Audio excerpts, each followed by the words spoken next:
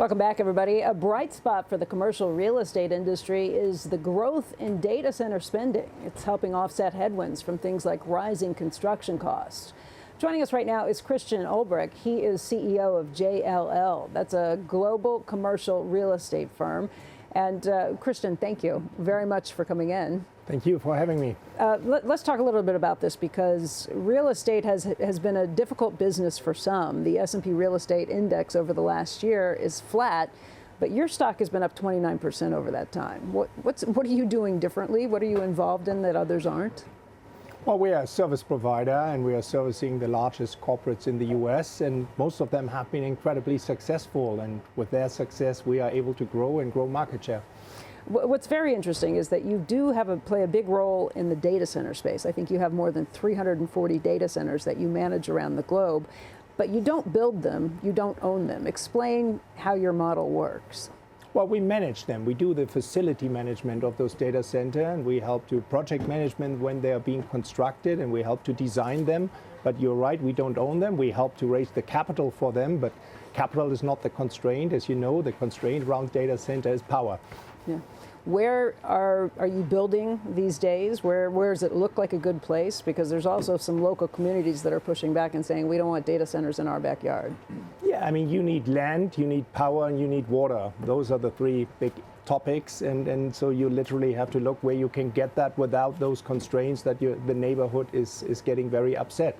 So you will see also data centers now moving into geographies where you have that a little bit easier, where the legal environment allows you to push it through quite easily, so in the Middle East and other places. Where in the United States? Well, I think there is a whole load of people looking for where is enough power available, where you can actually get access to power. And so that could be a given up industrial site or any other locations where you have real strong access to power, because it will still take a while until we can build enough new power plants to deal with that challenge. I realize that most of your portfolio is commercial, but you do have some residential real estate as well. We were just talking with David Solomon about what's happening, what the president is saying, just in terms of what big companies can do, publicly traded companies can do in terms of buying houses.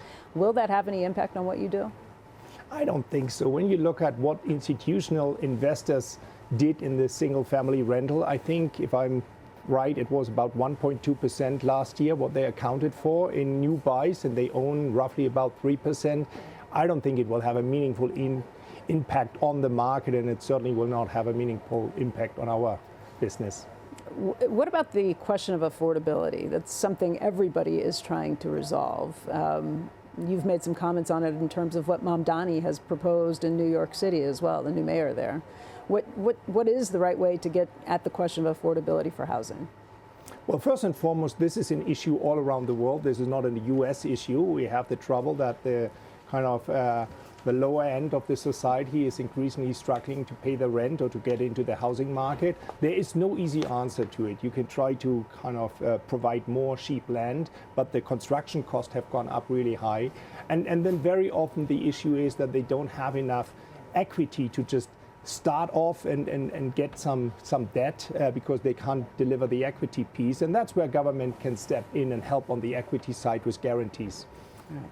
Christian, I want to thank you very much for joining us today. Christian Ulbrich.